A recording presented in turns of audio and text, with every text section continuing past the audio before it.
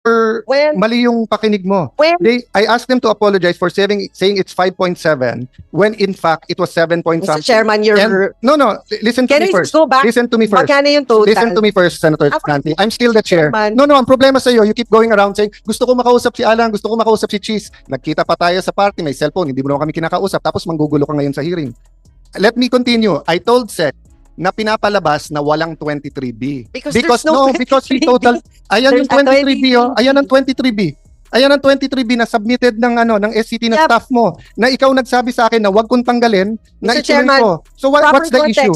Anong sinabi nyo? Oh. Ang cost ng pagpapatayo ng building ay 23B. Ang sabi ni When- Senator Escudero, so far, ang total cost ng pagkakaroon ng bagong building ay nasa 23 na. That is At not yun po ang binigay sa akin ng SCT na kasama dyan ang